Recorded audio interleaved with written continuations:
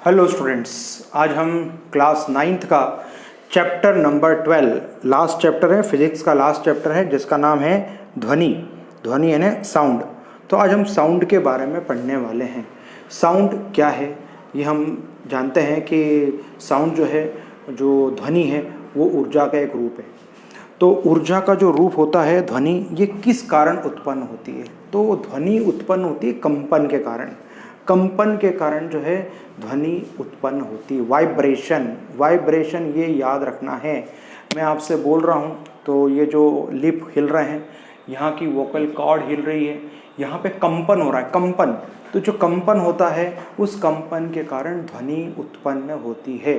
तो ध्वनि उत्पन्न होने का कारण है, मेन कारण है कंपन। ठीक है, तो हिंदी में लिख लें, ध्वनि की डेफिनेशन लिख लें कि ध्वनि क्या है। तो ध्वनि ऊर्जा का ही रूप है। ध्वनि जो है ऊर्जा का ही रूप है जो हमारे कानों में सुनने की अनुभूति पैदा करती है। ध्वनि ऊर्जा का ही रूप है जो हमारे कानों में सुनने की अनुभूति उत्पन्न करती है। तो साउंड क्या है? Sound is something that we hear, जो हम सुनते हैं। साउंड क्या है? साउंड जो हम सुनते हैं उसे हम साउंड कहते हैं। तो साउंड के बारे में अपनी बात हो गई कि साउंड जो है, ध्वनि जो है ऊर्जा का ही एक रूप है। तो ध्वनि ऊर्जा का ही रूप है जो हमारे कानों में सुनने की अनुभूति प्रदान करती है या पैदा करती है। अब हम बात करेंगे कि production and propagation of sound, कि साउंड का जो है प्रोडक्शन, किस तरह से साउंड उत्पन्न होता है और किस तरह से साउंड आगे की तरफ गति करता है। तो साउंड का प्रोडक्शन कैसे होता है? साउंड जो है प्रोडक्शन होने के बाद में प्रोपोगेट कैसे करती है, आगे कैसे बढ़ती है, इसके बारे में हम पढ़ेंगे। तो प्रोपोगेट करना यानी कि ट्रेवल करना, जो साउंड ट्रेवल करती है उसे हम प्रोपोगेशन बोलते हैं। जो ध्वनि आगे की तरफ बढ़ती है तो ध्वनि का आगे की तरफ बढ़ना वो प्रोपोगेशन कहलाता है, यानी कि प्रोडक्शन एंड प्रोपोगेशन। तो प्रोडक्शन एंड प्रोपोगेशन के बारे में हम पढ़ेंगे कि प्रोडक्शन क्या है और प्रोपोगेशन क्या है। तो हम बात करते हैं कि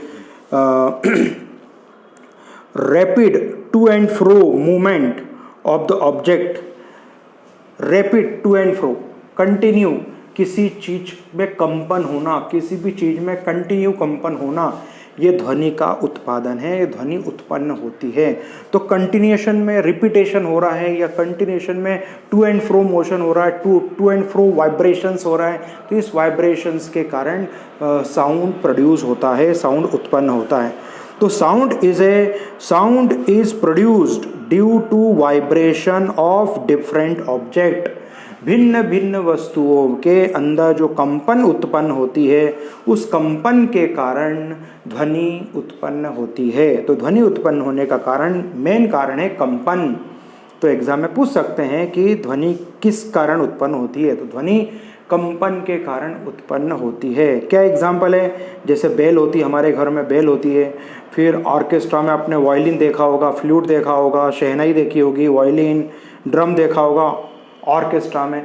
तो जितने भी म्यूज़िकल इंस्ट्रूमेंट हैं उसमें जो है हम कंपन के कारण जो है, उस कंपन के कारण जो है ध्वनि उत्पन्न होती है।